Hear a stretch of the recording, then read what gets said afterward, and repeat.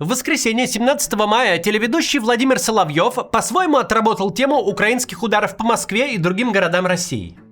Он сказал, что, мол, такие удары мотивируют российскую молодежь идти на войну. Я был в субботу, так скажем, на выходные, пятницу, субботу, на грани этих дней. А у ребят, которые работают на Сумском направлении, и много молодых. Молодые ребята совсем, которые пришли недавно. Я их спрашиваю, а что случилось? Почему ты только сейчас пришел? Он говорит, знаешь, ко мне в дом прилетело. То есть ребята, это полк Карельский, очень хороший командир, прям Василий такой крепкий, и мужички у него все такие крепкие, грамотные. И пополнение, которое идет, не только из Карелии, это из тех регионов, куда стало долетать. Вот это особенность русских людей. И они говорят, мы что-то посмотрели и подумали, а пришла пора дома защищать свои. Лучшая защита от ударов и других последствий войны – это прекратить саму войну, что легко можно сделать в любой момент. Можно было бы ее и не начинать, она России ни зачем не нужна. Однако Соловьев переворачивает все с ног на голову, будто посылать в Украину новых людей, эскалировать войну – это лучшее, что можно сделать. Соловьев в этом не одинок. Недавно при поддержке Министерства культуры вышел документальный фильм под названием «Свое небо. Портрет современницы». Он посвящен москвичке Елене, которая ушла на войну и стала оператором беспилотника. Ее взгляды в чем-то совпадают с соловьевским тезисом. Мол, для того, чтобы разрушений было меньше, нужно больше воевать. Хронометраж фильма всего 20 минут. И это неспроста. Он рекомендован для показа в российских школах во время разговоров о важном. Мы этот фильм тоже посмотрели. Сразу скажем, в силу художественных особенностей фильма мы даже толком не поняли, что хотел сказать автор. Однако картина в любом случае документ своего времени, который еще и детям предлагается посмотреть на уроке в школе. И в этом качестве мы ее сегодня с вами и разберем. Только перед тем, как перейдем к обсуждению, напомню. В описании вы найдете разные способы обойти блокировки интернета в России, в том числе и бесплатные. А еще мы там сделали краткий обзор сервисов с доступной без VPN видеосвязью. Также у нас там есть рейтинг VPN, в нем обратите внимание на традиционно находящегося на верхних строчках бланк VPN. Спонсирует этот наш гайд сервис M-Card. Это криптовалютная альтернатива зарубежным банковским картам. Сейчас у них скидка 50% на оформление карты. Ссылки на них также в описании.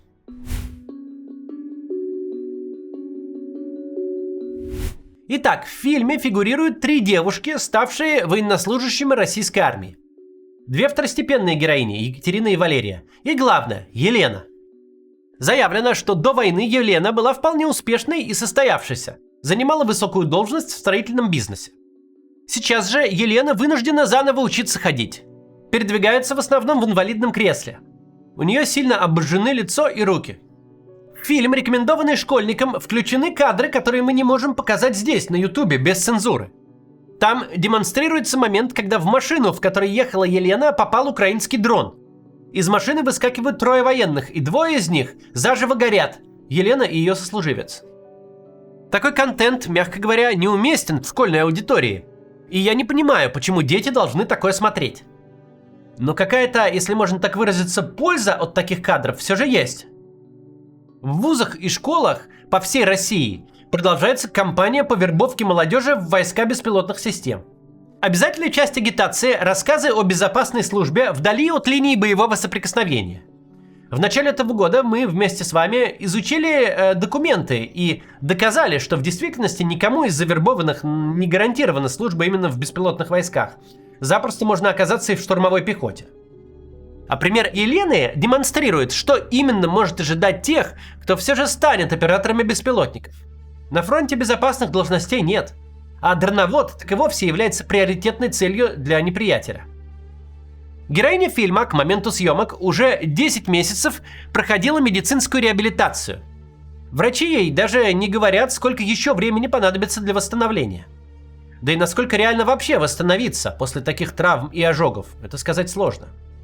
При этом героине доступна московская медицина, и Елена, как следует из фильма, человек состоятельный. У завербованного же школьника или студента таких возможностей, если он окажется покалечен, может и не быть.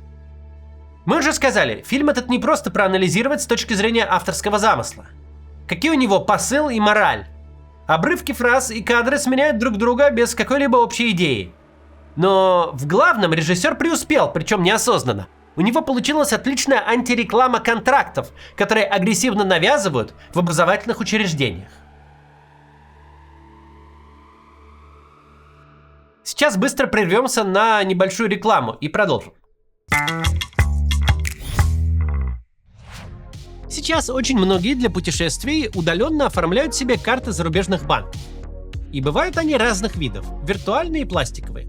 У них функционал немного отличается. Что стоит учитывать при оформлении карты?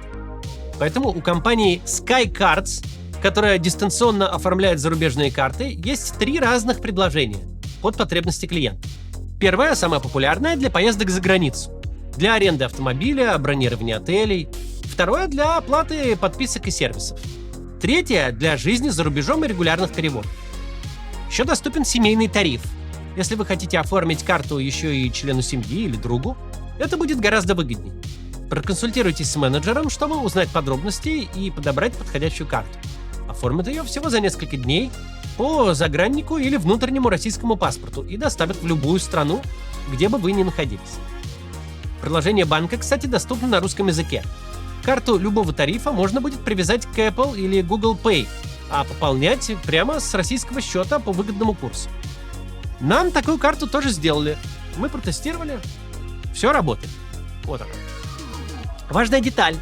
Оформление происходит только по предоплате. Однако, если счет по какой-то причине не откроют, SkyCards вернет деньги.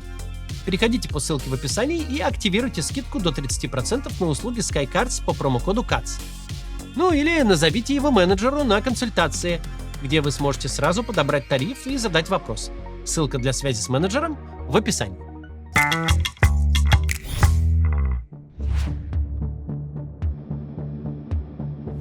Спасибо, что смотрите рекламу. Она позволяет нашему каналу оставаться независимым и делать такой контент, который мы хотим. Продолжаем. Попробуем разобраться с мотивацией главной героини этого вот фильма, который предлагается показывать школьникам на разговорах о важном. Зачем же она оставила устроенную жизнь в Москве? Состоит мотивация Елены из 2 частей. Первую часть плюс-минус понять можно. У нее мобилизовали друзей, и она поначалу решила помогать им со снабжением. Как и многие другие в провоенной среде, снабжение воюющих армейских частей Елена почему-то называет гуманитаркой. На СВО меня привело желание изначально помочь моим друзьям. Сначала я даже не предполагала, что я пойду служить по контракту. Во время мобилизации очень многие мои друзья получили повестки. И самое первое было движение помочь им. И я поехала туда со своими друзьями, абсолютно гражданскими людьми, возить гуманитарку. Но затем что-то сподвигло Елену заключить контракт и начать воевать самолично. И здесь мы дадим слово ей самой. Каких-то ярких прям моментов не было, что вот прям вот один момент он запомнился, и он перевернул всю жизнь.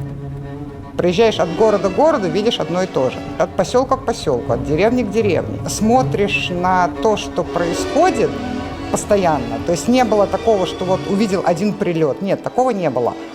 Они были постоянно. Разбитый город, разбитый поселок, вся деревня разрушена. Я пришла к выводу, это надо заканчивать, это надо применить все силы для того, чтобы закончить все. Для того, чтобы вернуть жизнь в города, для того, чтобы не в один какой-то город, где происходит конфликт, а вернуть повсеместно. Собственно говоря, вот это и привело к такой мысли, что надо глобально внести свой какой-то посильный вклад. Елена собственными глазами увидела разрушенные города на некогда русскоязычном востоке Украины. Стертые с лица земли села. Итак, один населенный пункт за другим. Вывод, который она сделала: чтобы все это поскорее закончилось, чтобы в города вернулась жизнь, нужно, мол, воевать. Может быть, такая логика в теории могла иметь место в самом начале войны. Дескать, чем быстрее российская армия победит, тем скорее закончится война, а значит, придет конец разрушению городов и страданиям людей. Понятно, что это бред. Понятно, что для того, чтобы города не разрушались и люди не страдали, нужно было войну не начинать. Но хотя бы в теории это могло бы быть вначале применимо для тех, кто верил в какой-то быстрый исход. Но к тому моменту, как героиня эта пришла к идее подписать контракт, в России уже прошла мобилизация. Война в формате Блицкрига очевидным образом провалилась. А понимание того, что вообще считать победой российской армии, улетучилось. Фильм с монологами Елены, напомню, вышел в нынешнем 26-м году. И сейчас идея «давайте поднажмем, все вместе навалимся, быстрее все закончится» звучит просто нелепо даже для провоенной публики. Но в фильме монолог Елены дан без комментариев. Зато прокомментируем мы. Режиссер решил под слова Елены показать кадры, снятые в городе, где было повреждено 90% зданий. Правда, в сравнении с многими другими населенными пунктами он выглядит еще туда-сюда, потому что от тех не осталось даже руин. Так вот, город в кадре мы определили. Это Изюм в Харьковской области. На этом стоп-кадре виден Спасо-Преображенский собор, который уцелел, лишь стекла повыбивало. А вот слева историческое здание школы номер 4, от которого остались только несущие стены. Это была школа со 140-летней историей, со своей КВНовской командой и сложившимися традициями, одной из которых был ежегодный выпускной бал, который проводили в центре Изюма. В последний раз бал состоялся в 2019. Потом случилась пандемия коронавируса и вторжение российской армии. Около 20 тысяч жителей, почти половина города, покинули свои дома. В ходе обстрелов, бомбардировок, уличных боев за Изюм и за время его оккупации погибли около 1000 местных жителей. После ухода российской армии тела многих из них были найдены в братской могиле. Сотни, тысячи промчалось переменок, и было столько же ошибок и оценок. Но вдруг ты понимаешь, школьный мир неповторим. Нет, будет множество уроков и звонков, контрольных, рефератов, изложений, прогулов, встреч, удач, родительских волнений. Но здесь не будет нас, твоих выпускников.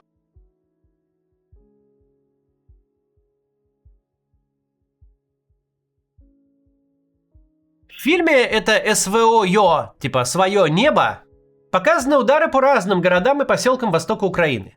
Однако главная героиня убеждена, в восточно-украинских регионах массовая гибель людей началась не в 22-м.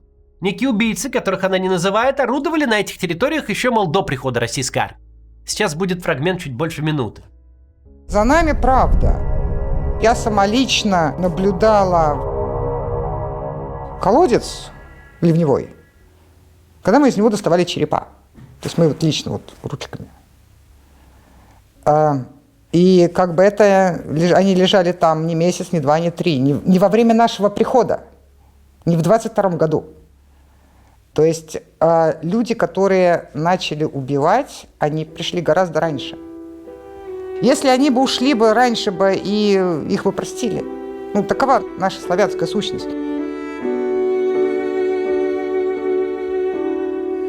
То есть если бы военные действия прекратились бы, сложилось бы оружие, я уверена, что никого бы не расстреливали, их не сажали бы там, я не знаю, по лагерям, по тюрьмам и так далее.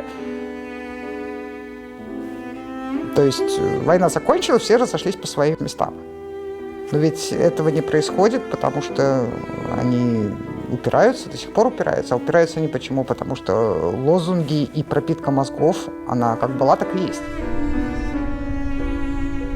Мы, когда готовили ролик, в российском Яндексе по-всякому вбивали поисковые запросы с упоминанием человеческих черепов, колодцев и специальной военной операции. Поисковик выдал массу новостей, когда в том или ином городе России, включая Москву и Петербург, в колодцах обнаруживали черепа или целые скелеты. Одна новость была о том, как помилованный Путиным зэк вернулся с войны, убил школьницу и кинул ее в колодец. Но того, что описала Елена, мы в Яндексе не нашли. А сама героиня никаких подробностей не дала. Ни места, ни времени, ни количества найденных черепов. Какое-то абстрактное злодеяние, совершенное непонятно кем, где и когда. Но главное, до вторжения российской армии. Может быть, она ничего и не выдумала, а просто пересказала чью-то историю. Или каким-то образом отыскала следы какого-то уголовного преступления. И в России жертв бандитских разборок 90-х тоже находят до сих пор. Ну что ж теперь, разносить бомбами, снарядами, ракетами и дронами целиком каждый город, где кто-то кого-то когда-то убил? Елена же при этом о разрушенных городах действительно грустит. Когда оно будет мирным, можно остановить птичку и поснимать красивое небо. Другое дело, пейзажи, к сожалению, мы увидим, я так подозреваю, не очень скоро красивые. То есть, если природа-мать восстановится достаточно быстро, то, я не знаю, не одно десятилетие, наверное, восстанавливать территории.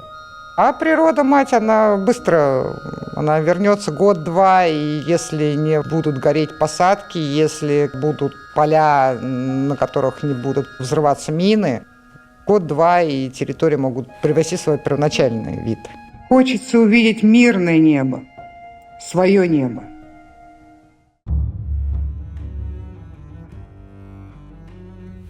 Противоречия в фильме раскрываются и в другом эпизоде.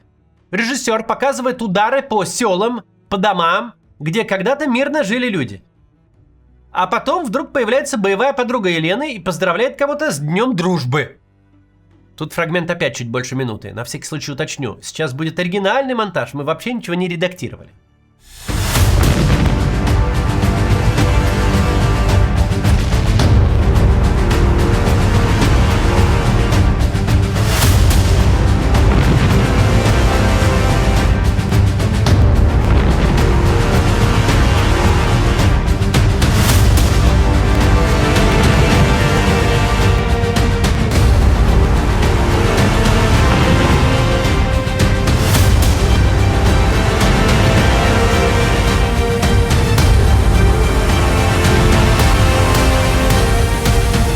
Уважаемые друзья, хотела бы принять эстафету от Малыхи и поздравить вас с Днем Дружбы.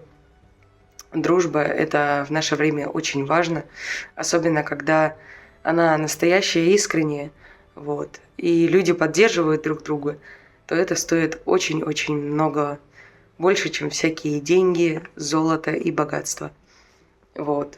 Сейчас находимся на новой позиции, приступаем к боевым задачам, так что работаем, братья и сестры. Этот самый День дружбы возникает в фильме из ниоткуда. Он не упоминается ни до, ни после. Непонятно, к чему вообще была эта вставка. К кому обращается девушка.